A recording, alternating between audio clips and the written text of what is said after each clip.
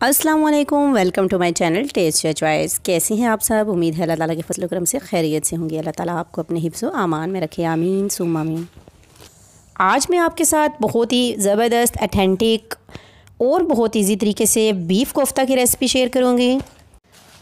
अगर आप इन तमाम स्टेप्स को फॉलो करते हैं, वीडियो को पूरा देखते हैं, तो इंशाल्लाह ताला रेस्टोरेंट से भी बहुत बेहतर और इजी तरीके से आप ये बीफ कोफ्ता की रेसिपी घर पर बहुत इजीली बना सकते हैं।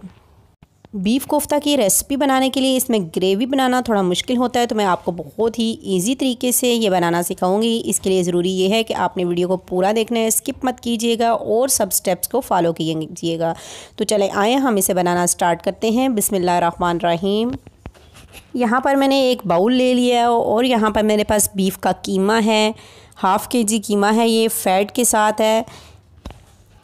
और इसके साथ ही यहाँ पर मैं आपको बताती चलूँ कि मेरे पास कोई चॉपर नहीं है, मैंने ग्रेटर में ये प्याज ग्रेट कर लिया था और स्ट्रेनर में डालकर इसको अच्छी तरह से हाथों की मदद से दबाकर इसका पानी निकाल लिया था ताकि ये ड्राई रहे। और अब मैं इसमें ऐड कर रही हूँ, इसके साथ ही यहाँ पे हाफ़ टी स्पून कुटी लाल मिर्च है, हल्दी है 1/4 टीस्पून, खुश्क धनिया है मेरे पास 1 टीस्पून, और इसके साथ ही नमक है हाफ़ टी स्पून, सब्ज़ धनिया है तकरीबन 2 टेबलस्पून के बराबर है। आप तमाम मसाले अपने टेस्ट के अकॉर्डिंग यूज़ करें। और सबसे मेन इंग्रेडिएंट्स अब इसमें डाल रही हूँ। यहाँ पर मेरे पास बेसन है, अगर आप चाहें तो ब्लैक चने जो होते हैं उनका आटा भी यूज़ कर सकते हैं। ये बेसन मैंने मीडियम टू लो फ्लेम पर ड्राई रोस्ट कर लिया था। आपने देखा कि बेसन का कलर चेंज है, इसलिए कि ये रोस्ट हुआ है। बेसन कच्चा नहीं डालना, इससे कोफ्तों में कच्चेपन की स्मेल आती है। और अब हम हाथों की मदद से तमाम चीज़ों को अच्छी तरह से मिक्स कर लेंगे। और आप देख सकते हैं तमाम चीज़ें मिक्स हो चुकी हैं। और अब हम इनको हाथों में लेकर आप अपने मर्ज़ी से छोटे या बड़ी बॉल बना सकते हैं। बहुत ही कम इंग्रेडिएंट्स और घर के किचन के आम मसालों के साथ बनकर ये तैयार होने वाले कोफ्ते इंशाल्लाह ताला आपको बहुत पसंद आएंगे। रेस्टोरेंट स्टाइल से भी कई गुना अच्छा टेस्ट देंगे। तमाम कोफ्ते बनाकर हमने रेडी कर लिए हैं। आप देख सकते हैं कि तकरीबन 1 दर्जन के करीब ये कोफ्ते बनकर रेडी हुए हैं। अगर आप छोटे साइज़ में बनाते हैं तो ये ज़्यादा भी बन सकते हैं।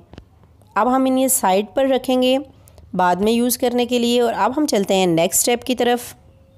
कोफ्ते बनाने तक तो बहुत ही इजी है, हर कोई बना सकता है। मेन चीज़ होती है इसकी ग्रेवी। तो ग्रेवी बनाने का बहुत ही आसान तरीका मैं आपके साथ शेयर कर रही हूँ। यहाँ पर मैंने तकरीबन 4 to 5 टेबलस्पून ऑयल के लिए इसमें एक बड़े साइज़ का प्याज ऐड कर दिया है। प्याज को मैंने नॉर्मल बारीक साइज़ में काट लिया था। और अब मैं इसमें ऐड कर रही हूँ 1 चम्मच लहसुन अदरक का पेस्ट। ये वही पेस्ट है जो कि 1 माह पहले मैंने तैयार करके रखा था। आपने देखा कि ये बिल्कुल भी ग्रीन नहीं हुआ, जैसे था वैसे उसी असली हालत में है। अब मैं इसमें ऐड कर दूंगी टमाटर। मेरे पास फ्रोज़न टमाटर हैं, आप चाहें तो फ्रेश भी यूज़ कर सकते हैं। नॉर्मली जैसे आप अपनी हंडिया के लिए बनाते हैं मसाला, यहाँ तक हमने वही मसाला तैयार कर रहे हैं। आप देख सकते हैं मसाला हमारा हाफ़ कुक हो चुका है। और अब हम ब्लेंडर जार लेंगे और उसमें मैंने ऐड कर दिया है हाफ़ कप के करीब दही। और इसमें ऐड कर दूँगी ये हाफ़ कुक मसाला। मसाले को ठंडे होने पर आप इसमें ऐड करें। मसाले को अच्छे से ब्लेंड कर देंगे, दही इसमें है तो अच्छे से ब्लेंड हो जाएगा ये। अब हम इसे दोबारा कढ़ाई में डालेंगे और पकाएंगे। इसके साथ ही हम इसमें ऐड कर देंगे हाफ़ टी स्पून धड़ा मिर्च है, हाफ़ टी स्पून हल्दी है, हाफ़ टी स्पून ही हम इसमें नमक ऐड करेंगे।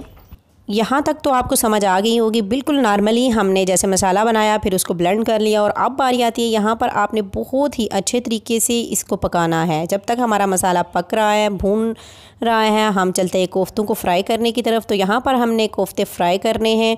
कोफ्ते फ्राई करने की टिप ये है कि ऑयल को आपने गर्म रखना है, यानी कि वो तेज़ गर्म हो ऑयल, और आप इसमें कोफ्ते ऐड कर दें। जब कोफ्ते थोड़े स्टेबल हो जाएँ तो तब आप इसकी आंच बिल्कुल मीडियम टू लो कर दें ताकि कोफ्ते अच्छे से पक जाएं। कोफ्तों को आप पलटते पलटते रहें ताकि ये हर साइड से अच्छी तरह से पक जाएं।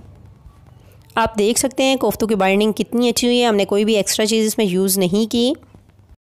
बहुत ही ज़बरदस्त कलर और खुशबू क्या ही ज़बरदस्त आ रही है इसकी। हमारे कोफ्ते रेडी हो रहे हैं। कोफ्तों को आपने डीप फ्राई भी नहीं करना, शैलो फ्राई करना है। और आप देख सकते हैं कि बहुत ही ज़बरदस्त कोफ्ते हमारे बनकर रेडी हैं। आप भी इस तरह बनाएंगे तो इंशाल्लाह ताला आपके कोफ्ते भी बिल्कुल ऐसे ही बनेंगे।